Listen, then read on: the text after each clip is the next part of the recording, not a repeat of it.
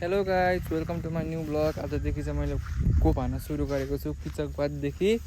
त्यतिर आएको छु कोप हान्नको लागि। अहिले चाहिँ म किसानको खेततिर जाँदैछु, हेर्दै गर्नु होला है त।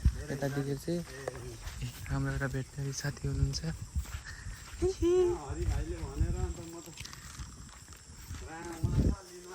यता हामी जाँदैछौँ। यता कत्रो ठुलो पोखरी छ। अनि दुईटा छ कि एउटा छ तपाईँहरूको? अरू केही छैन? ए भोलिदेखि त अनि कति बजी निकाल्नुहुन्छ अनि? ए हामी त अनि त्यसो भए त 4 बजी उठेर आउने बेला भयो अनि यता अब सूचना भयो भने नि हामी अब त्यो यसको के को खोपर आउँदाखेरि जानकारी हुन्छ। यदि राँगा नलानु अरे भनेर भन्छ अनि 8 साढे 8 बज्छ क्या, 9 बज्छ हान्नु पर्दा त्यस्तो हुन्छ। खबरै पाइएन कि टाढो हो कि क्या हो चाहिँ? त्यही त हो, त्यही हो दुईटा पर। ए ल ल त्यहाँबाट यस्तो निस्क्यौँ, त्यो बाटैबाट जाउँ होइन? हजुर त्यो अघिको घरमा निस्क्यौँ, सादा घरमा भइगयो।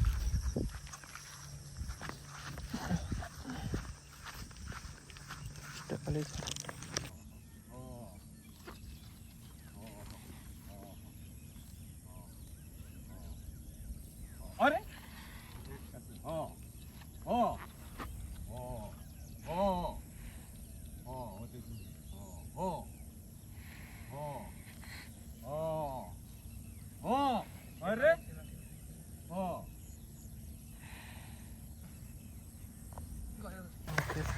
गाई सकेर बाख्रातिर जाँदैछौँ।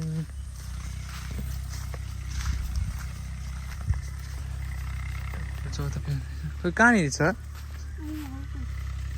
टाढो पो रहेछ त निकै।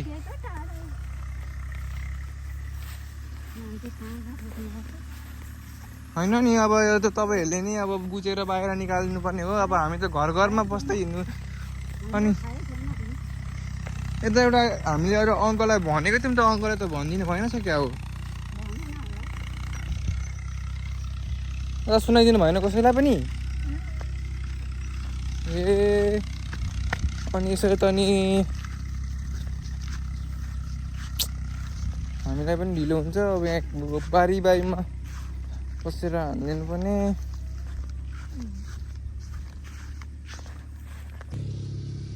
सरी है, मैले बाख्राको कोप हानेपछि मैले देखाउन पाइनँ, एक्लै थिएँ। त्यही भन्दै म मेरो ब्लग इन गर्न चाहन्छु।